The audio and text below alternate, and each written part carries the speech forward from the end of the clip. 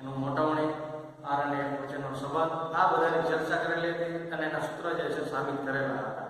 આજે એનાથી આગળ એક ટોપિક કે ભાઈ અરીસો જે છે અંતર્ગોળ અરીસો હોય તો અંતર્ગોળ અરીસાની ઉપર આપણે કઈ કઈ જગ્યાએ વસ્તુ મૂકીએ છીએ, બરાબર? તો એના પ્રતિબિંબ કેવા પ્રકારના મળે છે?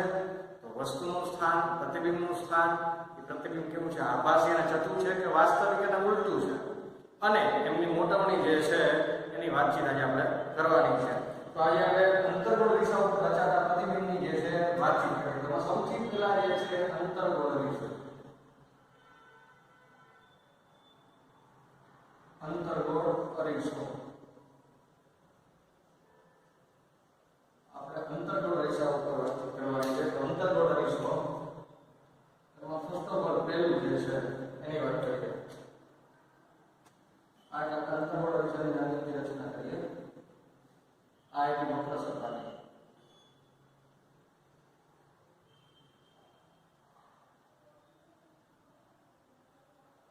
આ રીતે મુખ્ય અક્ષ, બરાબર?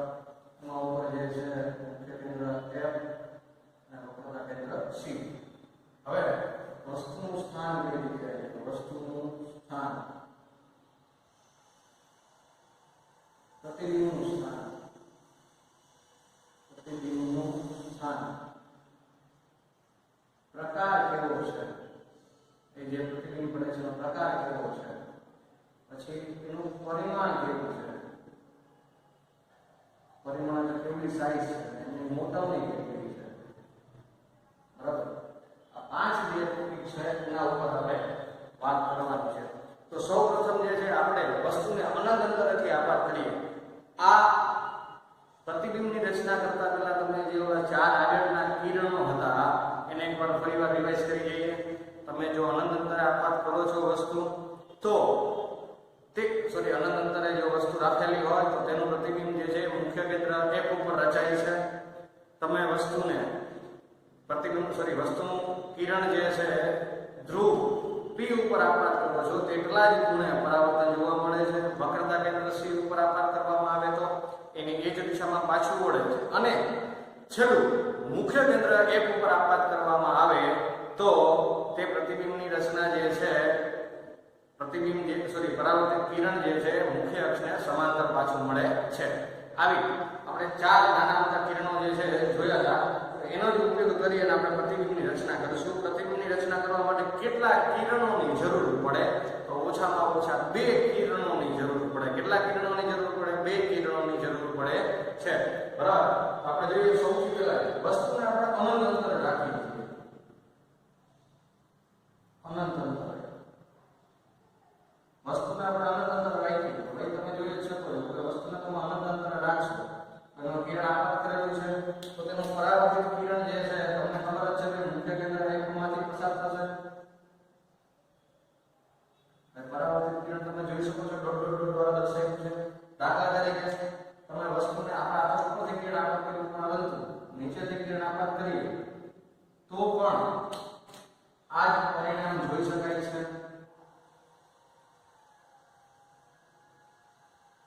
એમાંથી પસાર થશે મુખ્ય કેન્દ્ર F માંથી. તો તમે લખી શકો પ્રતિબિંબનું સ્થાન કઈ જગ્યાએ હશે? મુખ્ય કેન્દ્ર F પર. મુખ્ય કેન્દ્ર પર પ્રકાર કેવો હશે? તમે વસ્તુ ડાબી બાજુ રાખી છે અને ડાબી બાજુ પ્રતિબિંબની રચના થાય છે તો એ વાસ્તવિક અને ઉલટું હશે. કેવું હશે? વાસ્તવિક અને ઉલટું. એનું પરિમાણ કેવું હશે? બંને કિરણો ભેગા થાય છે ત્યારે બિંદુવત પરિમાણની રચના જોવા મળે છે. બિંદુવત. ત્યારબાદ એની મોટવણી કેટલી હશે? તમે મોટવણીનું સૂત્ર આપણે એકવાર લખીએ. મોટવણી બરાબર જે છે આપણા સૂત્ર -b/u -b/u છે. તો વસ્તુને તમે કઈ જગ્યાએ રાખી? અનંત અંતરે. પ્રતિબિંબ અંતર જે છે ધ્રુવ P અને F ની વચ્ચે મળે છે. એટલે વસ્તુ અંતર કરતા પ્રતિબિંબ અંતર કેવું છે? યાદ કરો ભાઈ, વસ્તુ અનંત અંતર રાખી છે એટલે ઇન્ફિનિટી અંતર છે. એની સાથે પ્રતિબિંબ અંતર કેવું છે? ઘણું બધું નાનું છે. તો V જે છે તમારા ઘણા બધા નાના છે, U તમારા કેવા છે? ઘણા બધા મોટા. તો સ્વાભાવિક વસ્તુ છે ભાઈ, એમની વેલ્યુ જે છે વેરી લેસ ધેન 1 હશે. ખબર પડી ગઈ આપણે? બરાબર. v તમારા કેવા છે નાના અને u કેવા છે મોટા. અંશ કરતા છેદ ઘણો બધો મોટો છે એટલા માટે મોટાની જે છે very very less than minus હોય છે. બરાબર. પછી બીજા પ્રતિબિંબની રચના કરીએ. એક અંતર્ગોળ અરીસાની રચના કરીએ ફરી એકવાર.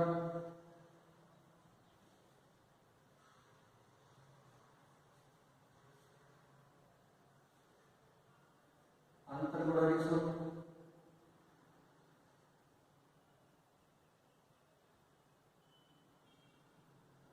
ધ્રુવ મુખ્ય કેન્દ્ર વક્રતા કેન્દ્ર સી જે છે બાકી બધા. તો આપણે કયા 4 5 ટોપિક લખવાના? વસ્તુનું સ્થાન, પ્રતિબિંબનું સ્થાન, પ્રકાર, પરિમાણ અને મોટવણી. વસ્તુનું સ્થાન,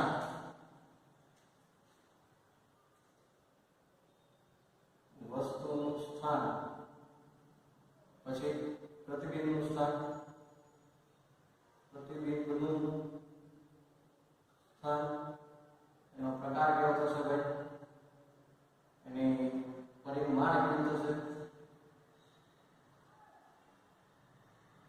અને એની મોટવણી કેવી હશે. બરાબર.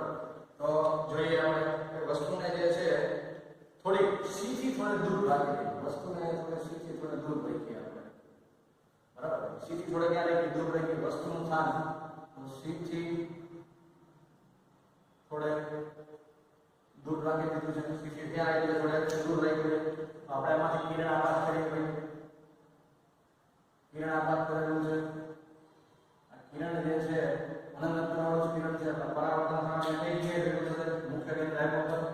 આપ સૌ જાણો છો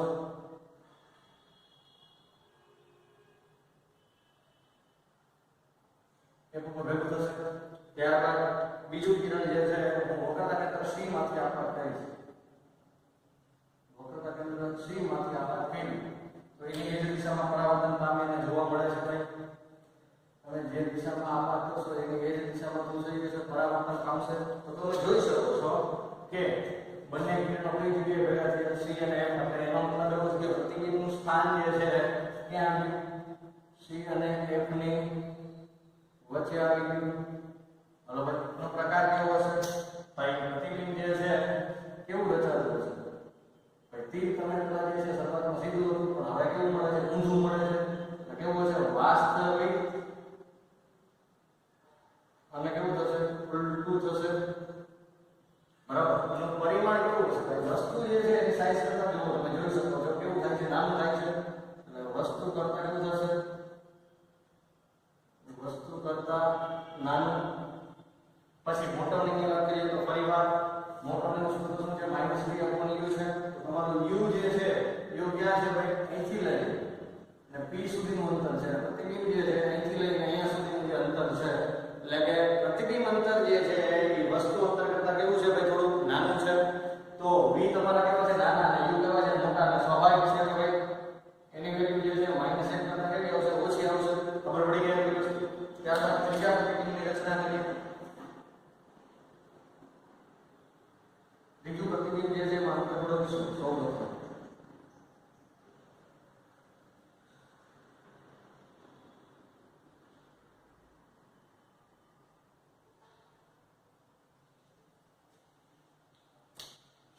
ધ્રુવ બી, મુખ્ય કેન્દ્ર એફ, વક્રતા કેન્દ્ર સી.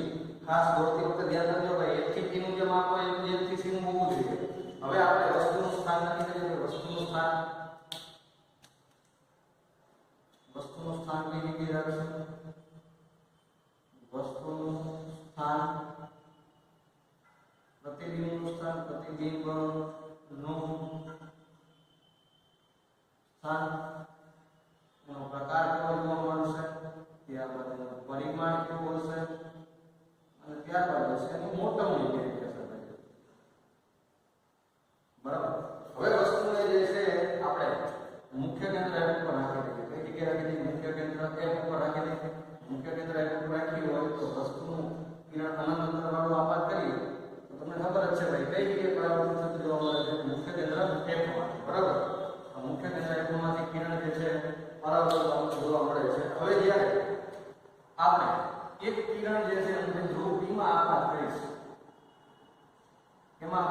ગ્રુપ બી ની અંદર આપાત કરેલું છે તો એનું પરાવર્તિત કિરણ તમને ખબર જ છે ભાઈ કેટલા ખૂણે પરાવર્તન પામતું જોવા મળે છે આગળ તમે એટલા જ ખૂણે કેવું થાય પરાવર્તન પામે છે તો તમે જોઈ શકો છો કે તમારી જે વસ્તુ રાખેલી છે વક્રતા કેન્દ્ર સી જે જગ્યાએ છે તેની એટલી જ જગ્યાએ પ્રતિબિંબની રચના થાય છે વસ્તુનું સ્થાન ભાઈ કઈ જગ્યાએ રાખ્યું છે આપણે સી પર પ્રતિબિંબનું સ્થાન કઈ જગ્યાએ મળે છે ભાઈ સી પર પ્રકાર કેવો છે વાસ્તવિક અને ઉલટું વાસ્તવિક અને ઉલટું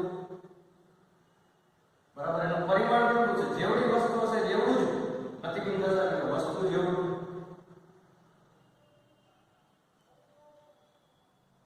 વસ્તુ જેવડું તો વસ્તુ જેટલું મોટાવણી કેટલી થશે ભાઈ પ્રતિબિંબ અંતર અને વસ્તુ અંતર બે કેટલા કે સરખા થઈ ગયા સી થી પી નું માપ જે છે એ જ તમારું વસ્તુ અંતર છે એટલે સી થી પી નું જે માપ છે એ જ તમારું શું છે પ્રતિબિંબ અંતર છે તો m બરાબર કેટલો થઈ જશે માઈનસ m એ આવી વસ્તુ નેક્સ્ટ આના પછી ચોથો ઓપ્શન જોઈએ આપણે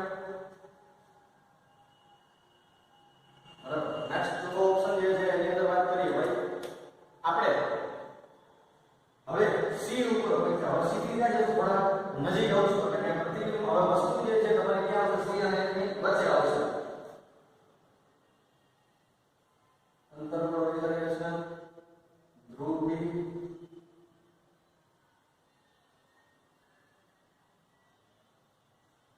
મુખ્ય કેન્દ્ર વક્રતા કેન્દ્ર સી વસ્તુને કઈ જગ્યાએ રાખવાની છે ભાઈ સી અને એફ ની વચ્ચે રાખવાની છે સી અને એફ ની વચ્ચે રાખીને સેટ કરી દીધી આપણે લખી શકીએ વસ્તુનું સ્થાન કઈ જગ્યાએ છે ત્યારબાદ પ્રતિબિંબનું સ્થાન ક્યાં છે પ્રતિબિંબ નું સ્થાન એનો પ્રકાર કેવો છે પરિમાણ કેટલું છે અને એની મોટવણી કેટલી છે ભાઈ બરાબર તો જે છે એની વાત કરીએ છીએ તો વસ્તુનું સ્થાન કઈ જગ્યાએ છે આપણે સી અને એફ ની વચ્ચે તો લખવું પડે સી અને એફ ની વચ્ચે સી અને એફ ની વચ્ચે રાખી દીધું કે પ્રતિબિંબ કઈ જગ્યાએ રચાય છે પ્રતિબિંબ તો પ્રતિબિંબ રચવા માટે આપણે કિરણ આપાત કરશું અનંત અંતર આપણે કિરણ આપાત કરી દઈએ તેનું પરાવર્તન કઈ જગ્યાએ જોવા મળશે મુખ્ય કેન્દ્ર એકમાંથી બીજું કિરણ જે છે વક્રતા કેન્દ્ર સી માં આપાત કરીશું તો એનું પરાવર્તન કિરણ જે છે કેટલા જ ખૂણે પરાવર્તન પામશે પરાવર્તન કિરણ જે છે વક્રતા કેન્દ્ર સી ના એટલા જ ખૂણે પરાવર્તન પામશે એટલે કે અહીંયા તમે જોઈ શકો છો તમારું પ્રતિબિંબ જે છે સી થી ક્યાં તમે થોડે આગળ રચાવ તો પ્રતિબિંબનું સ્થાન છે સી થી થોડે દૂર સી થી થોડે દૂર એનો પ્રકાર કેવો થશે વાસ્તવિક અને ઉલટું વાસ્તવિક અને ઉલટું જોવા મળશે એનું પરિમાણ કેટલું હશે વસ્તુ કરતા વસ્તુનું જે માપ છે એની કરતા માપ કેવું થાય છે મોટું વસ્તુ કરતા કેવું થશે મોટું વસ્તુ કરતા મોટું અને મોટાની કેટલી થશે હવે તમે જોઈ શકો છો ભાઈ બી કેવા આવ્યા મોટા આવ્યા યુ કેવા આવ્યા થોડા નાના આવ્યા એટલે કે પ્રતિબિંબ અંતર જે છે એ વસ્તુ અંતર કરતા કેવું થાય છે થોડું નાનું થાય છે સોરી પ્રતિબિંબ અંતર જે છે એ વસ્તુ અંતર કરતા કેવું થાય છે થોડું મોટું થાય છે તો એનો મતલબ એવો થઈ ગયો કે m ની વેલ્યુ જે છે એ -1 કરતા કેવી હશે ગ્રેટર ધેન 1 હશે ક્લિયર -1 કરતા કેવું થશે થોડું મોટું થશે બરાબર એના પછી નેક્સ્ટ તો ભાઈ ચોથા નંબરનો ઓપ્શન ચોથા પછી પાંચમા નંબરનો ઓપ્શન હવે વસ્તુને જે છે આપણે f પર રાખી દીધી અંતર કરીશું આ એની વક્ર સપાટીની રચના મુખ્ય કેન્દ્ર है सॉरी ध्रुव बी मुख्य केंद्र है वक्रता केंद्र सी હવે હું વસ્તુ જે છે એને એક્ઝેક્ટ m પર રાખી દઉં બરાબર વસ્તુનું સ્થાન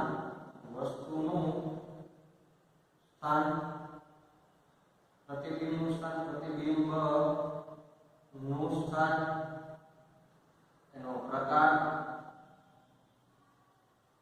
પરિમાણ અને મોટાપણું બરાબર વસ્તુનું સ્થાન આપણે ક્યારે રાખ્યું ભાઈ મુખ્ય કેન્દ્ર એક ઉપર આપેલું છે તો વસ્તુને મુખ્ય કેન્દ્ર એક ઉપર રાખ્યું છે તમે આપાત કરશો બરાબર અનંત અંતરે કિરણ આપાત કરેલું તમને ખબર છે કેમાંથી પસાર થાય ભાઈ બરાબર. બીજું કિરણ જે છે એ હું ધ્રુવ P ની અંદર આપાત કરીશ તો તે કેટલા ખૂણે પરાવર્તન પામીને જોવા મળશે. તો તમે જોઈ શકો છો બંને કિરણો એકબીજાને સમાંતર જશે. એકબીજાને સમાંતર જતો એવો આભાસ થાય છે. આ થાય છે ભાઈ. તો આ કિરણો જે છે કે અનંત અંતરે ભેગા થતા હશે. એટલે તમે લખી શકો વસ્તુનું સ્થાન જે છે એ ક્યાં છે? મુખ્ય કેન્દ્ર 1 પર, મુખ્ય કેન્દ્ર 1 પર. પણ પ્રતિબિંબ જે છે એ કેવી રચના જોવા મળશે? અનંત અંતરે.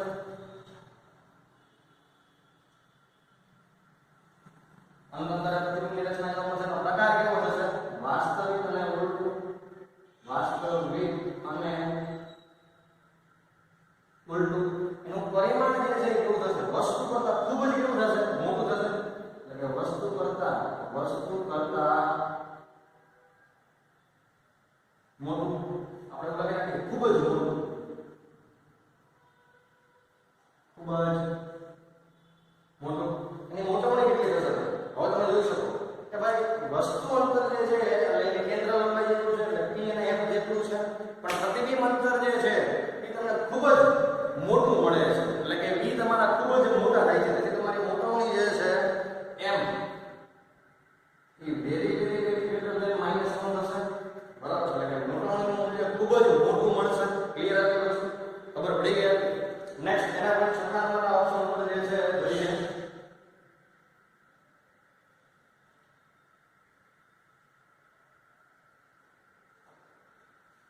અરીસો રાખી દીધો. અંતર વડો અરીસો. બરાબર. અહીંયા જે છે મુખ્ય કેન્દ્ર F, વક્રતા કેન્દ્ર C અને ધ્રુવ P. વસ્તુનું સ્થાન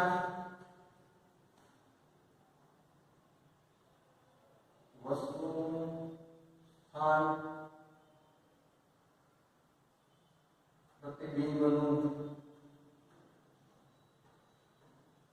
સ્થાન, પ્રકાર અને પરિમાણ. બરાબર. વસ્તુનું સ્થાન જે છે વસ્તુ જે છે F અને P ની વચ્ચે રાખી. કોની વચ્ચે રાખી? F અને P ની વચ્ચે રાખી આપણે.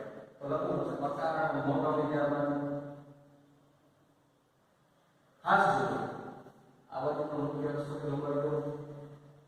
તમે અનંત અંતરથી આપાત કરશો તો એક કિરણ ક્યાંથી મળશે ભાઈ? મુખ્ય કેન્દ્ર F માંથી પસાર થતું જોવા મળશે. બરાબર. તો બીજું જે કિરણ છે હું આપાત કરીશ તો એક કિરણ તમે જોઈ શકો છો બંને કિરણો કેવા થાય છે? એકબીજાથી દૂર જતા હોય એવું લાગે છે. ફાટે છે. બરાબર. બંને કિરણો એકબીજાથી દૂર જાય છે. એટલે એનો મતલબ છે કે આ ઘણા બધા પોળા થતા હશે. તો આ પ્રતિબિંબની રચના કરવા માટે તમારે પાછળની સાઈડ જે છે એની રચના કરવી પડશે.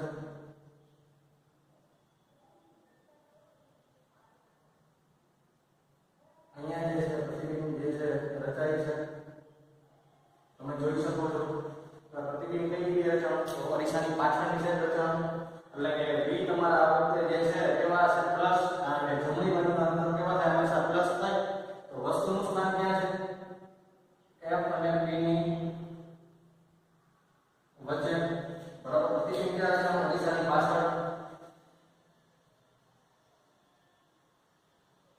અરીસાની પાછળની સાઈડ રચવાનું છે. ત્યારબાદ એનો પ્રકાર કેવો છે? તો ભાઈ કેવા પ્રકાર રચાય છે? તમે જે વસ્તુ સીધી રાખી એવું જ સીધું મળે છે. પરંતુ તમારે પ્રતિબિંબ રચવા માટે પાછળની સાઈડ કિરણો ભેગા કરવા પડે છે. એટલે કે આભાસી અને કેવું છે? ચતુર.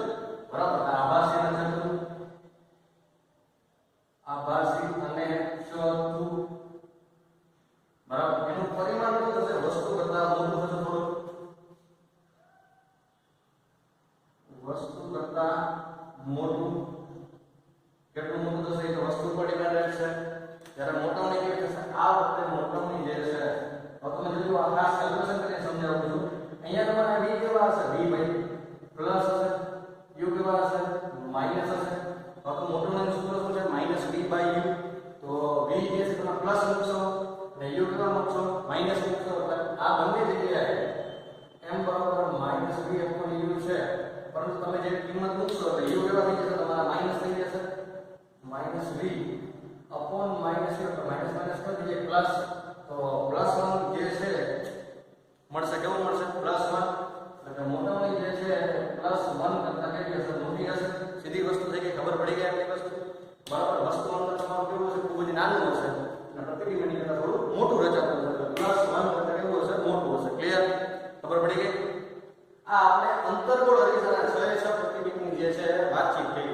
હવે બહિર્ગોળ અરીસાને લગતા બે પ્રતિબિંબ જે છે એની રચના જોઈએ.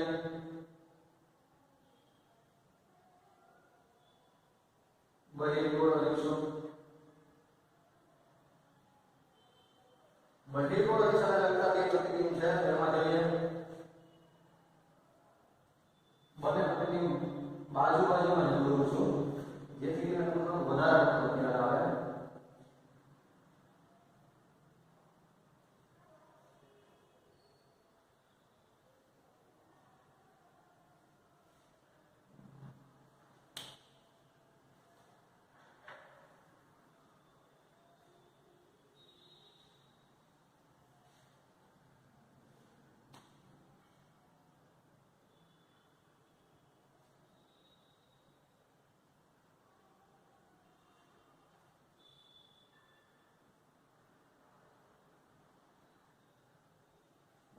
બહિર્ગોળ અરીસાની રચના કરી.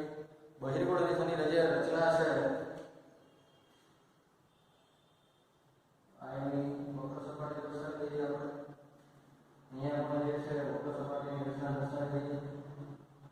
તમને ખબર હશે કે અહીંયા ધ્રુવ B હોય. બરાબર. અહીંયા મુખ્ય કેન્દ્ર F હોય. ધ્રુવ B, મુખ્ય કેન્દ્ર F, વક્રતા કેન્દ્ર C, વક્રતા કેન્દ્ર C પણ અહીંયા દર્શાવી દઈએ. બરાબર. તો હવે વસ્તુનું સ્થાન કઈ જગ્યાએ રાખશું? તો આપણે એને ડિસાઈડ કરવા કરીએ છીએ વસ્તુનું સ્થાન.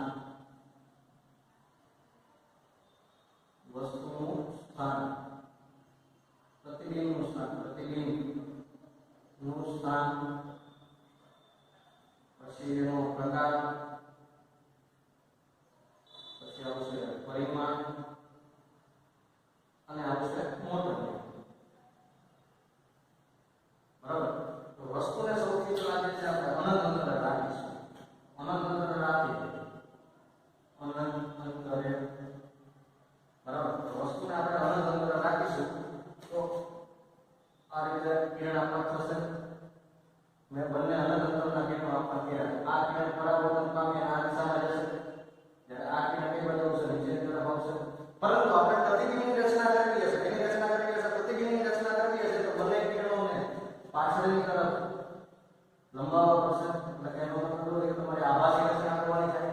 બરાબર. તો પ્રતિબિંબનું સ્થાન કઈ જગ્યાએ આવશે? મુખ્ય કેન્દ્ર F પર. મુખ્ય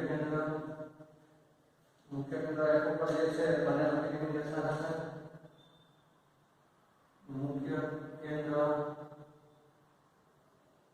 F પર થશે. એનો પ્રકાર કેવો થશે? જોજો ખાસ. આભાસી, આપણે પાછળની સાઈડ લંબાવી આભાસી અને ચતુર. બરાબર. એનું પરિમાણ કેવું હશે? બિંદુવત.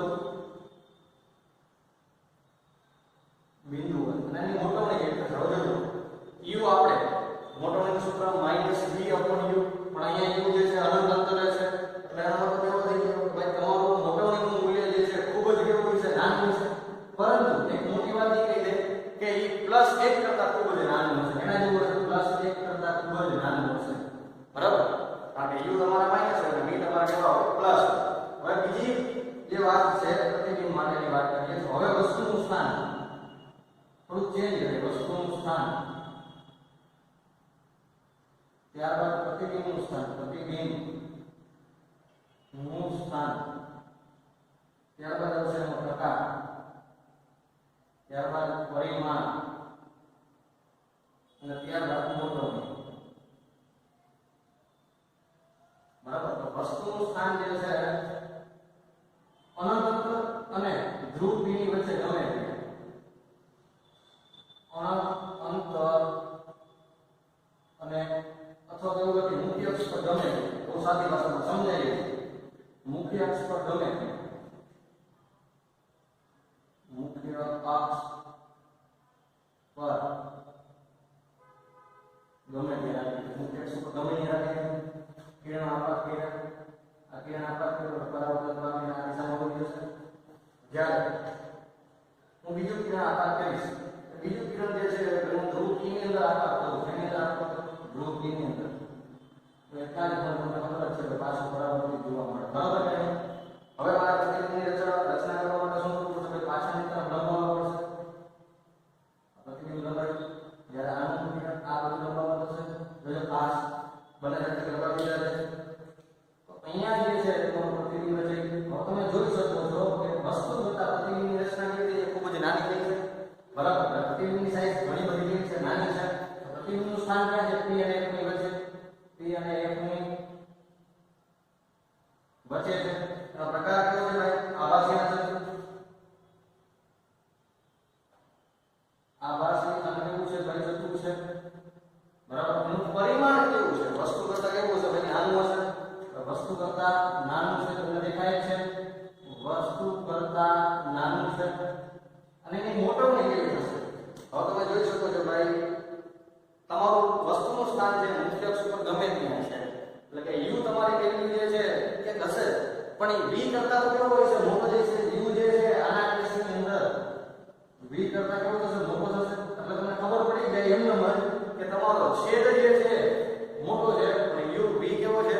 નાનો છે. એટલે કે વસ્તુ અંદર મોટું છે, પ્રતિબિંબ અંદર કેવું છે? નાનું છે.